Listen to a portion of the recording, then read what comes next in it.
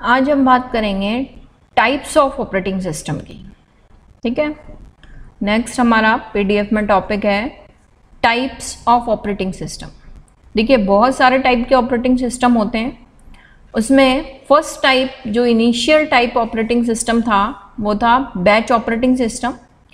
Batch operating system is based on the idea of automatic job to job transmission facility provided by almost all operating system.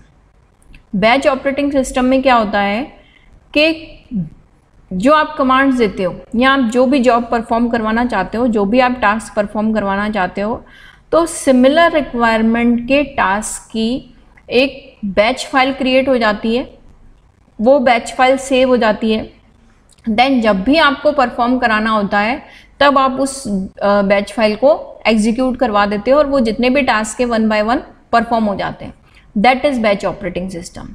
Jobs with similar requirements are batched together. Means similar requirements वाले जो भी jobs हैं वो एक साथ batched हो जाते हैं, एक साथ उनका ग्रुप बन जाता है and run to the computer as a group, और ग्रुप की फॉर्म में आपके कंप्यूटर पे रन होते हैं। Batching similar jobs helps in utilization of system resources. अगर आप सिमिलर टाइप के जॉब्स की बैचिंग करते हो तो उससे सिस्टम रिसोर्सेज का बेटर यूटिलाइजेशन होता है। ठीक है, आप प्रिंटर है, बार बार प्रिंटर, कई बार क्या होता है प्रिंटर ऑन होने में टाइम लगाता है, स्टार्ट होने में टाइम लगाता है। अगर आपको 100 पेजेस का निकालना है प्रिंट आउट, तो आप एक साथ एक साथ ही उनकी फाइल बना के आप क्या कर देते हो, प्रिंट आउट दे देते हो। वो भी एक तरह की बैच फाइल ही होती है कि आपने 100 पेजेस के प्रिंट आउट के लिए दिया हुआ है। एक आप बार बार 1 पेज का प्रिंट आउट निकालोगे, फिर सेकंड पेज पे आओगे, फिर वापस से आप प्रिंट कमांड दोगे, तो इससे क्या होता है, यूटिलाइजेशन नहीं हो पाता है, प्रॉपर उस रिसोर्स का यूटिलाइजेशन नहीं हो पा रहा है। But there is still problem during the transaction from one job to the next. The CPU sit idle. Idle मतलब क्या होता है, बेकार। अभी भी क्या होता है, जब एक जॉब से दूसरे जॉब की तरफ ट्रांजैक्शन होता है, एक जॉब से दूसरे जॉब पे जाएगा सीपीयू, तो उस टाइम पर भी, अब वो टाइम बहुत कम होता है हमारे लिए, तो क्या है कि हमने एक काम से दूसरे काम किया, अरे 2 ही मिनट लगे, लेकिन कंप्यूटर के लिए ऐसा नहीं होता। कंप्यूटर उस चीज़ में 1 सेकंड ही लगाएगा, बट वो 1 सेकंड भी उसका क्या बेकार नहीं जाना चाहिए, उसका कंप्लीट यूटिलाइजेशन होना चाहिए। तो उस चीज़ को ही हमने क्या कह दिया कि बेटर सीपीयू यूटिलाइजेशन नहीं हो पा रहा है, कंप्यूटर क्या है, सीपीयू क्या है, आइडल कंडीशन में आ गया। आइडल मतलब बेकार बैठा है, कुछ भी नहीं कर रहा है वो, तो उस कंडीशन को अपन ने क्या कह दिया, सीपीयू की आइडल कंडीशन कह दिया। तो बैच ऑपरेटिंग सिस्टम में यही एक प्रॉब्लम है कि जब वो जॉब टू जॉब ट्रांसमिशन होगा, जॉब टू जॉब, एक जॉब से दूसरे जॉब पे आएगा, तो उस बीच वाले टाइम में क्या होगा, कंप्यूटर आइडल कंडीशन में होगा आपका। तो इसकी कुछ एडवांटेजेस तो है ही सी कि आपको एक एक जॉब एग्जीक्यूट नहीं कराना पड़ रहा है, एक साथ आप बैच फाइल बना देते हो, देन वो फाइल एग्जीक्यूट हो जाएगी।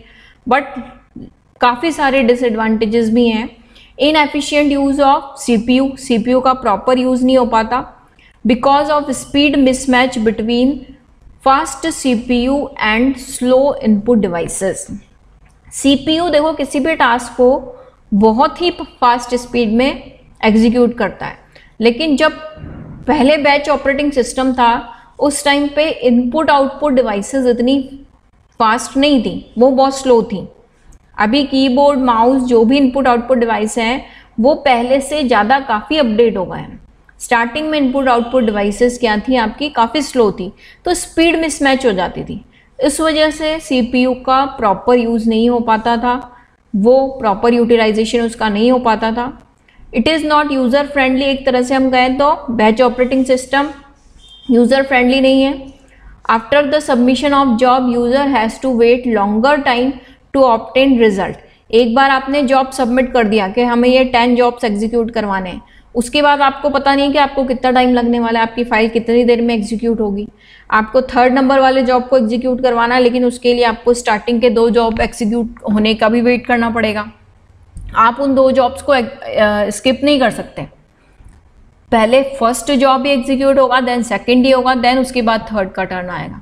तो स्किप करने का ऑप्शन इसमें नहीं है क्योंकि ये बैच फाइल है। बैच फाइल आपने जिस सीक्वेंस में क्रिएट की है उसी सीक्वेंस में आपके जॉब्स एग्जीक्यूट होंगे। Strict job sequence is required, इसमें स्ट्रिक्ट जॉब सीक्वेंस की रिक्वायरमेंट होती थी कि ऐसा नहीं है कि 10th नंबर वाला जॉब आप फर्स्ट पे डाल दोगे, आप सोचो कि भाई 3rd नंबर वाला जॉब है तो इसको हमें पहले एग्जीक्यूट कराना है, then we write this on first as a first instruction. It is not possible. Strict job sequence होती थी, हर एक जॉब के लिए भी एक सीक्वेंस होती थी कि वो किस नंबर पे आएगा प्रायोरिटी के अकॉर्डिंग, उसी नंबर पे हमें बैच फाइल में उसको सेव करना होता था और फिर उसी अकॉर्डिंग उसी ऑर्डर में वो एग्जीक्यूट होता था। If error occur while in an execution it can be found only after the completion of all the job.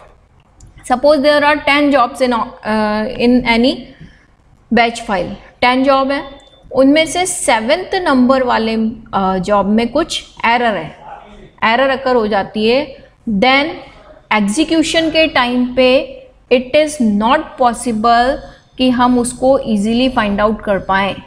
It can be found only after the completion of all the jobs. सारे jobs के completion के बाद ही हमें पता चलेगा कि हमारी 8 number की फाइल एग्जीक्यूट नहीं हो पाई है, वहाँ पे कुछ एरर अकर हुई थी। तो बैच फाइल का ये भी एक डिसएडवांटेज है। आपको लगता है आपके सारे जॉब एग्जीक्यूट हो रहे हैं, पर ऐसा नहीं होता है। In batch processing, it is difficult to provide the desired priority scheduling. जैसे कि हमने बात की कि हमें पहले 3rd नंबर वाले जॉब को एग्जीक्यूट कराना है, उसकी प्रायोरिटी अभी हमारे लिए ज़्यादा है, तो वो डिफ़िकल्ट टास्क है। कोई प्रायोरिटी नहीं होती थी, कोई प्रायोरिटी शेड्यूलिंग नहीं होती थी। जिस सीक्वेंस में पॉसिबल है उसी सीक्वेंस में ही जॉब एग्जीक्यूट होंगे। हम उनकी प्रायोरिटी को चेंज नहीं कर सकते, उनकी प्रायोरिटी को सेट नहीं कर सकते in case of batch operating system, क्योंकि उस टाइम पर सीपीयू शेड्यूलिंग पॉसिबल नहीं थी। अभी सीपीयू शेड्यूलिंग पॉसिबल है। हम हमारी प्रायोरिटी के अकॉर्डिंग सीपीयू में प्रोग्राम्स के या प्रोसेसेस के एग्जीक्यूशन को, ऑर्डर को चेंज कर सकते हैं प्रायोरिटी के बेस पे। ठीक है, ओके।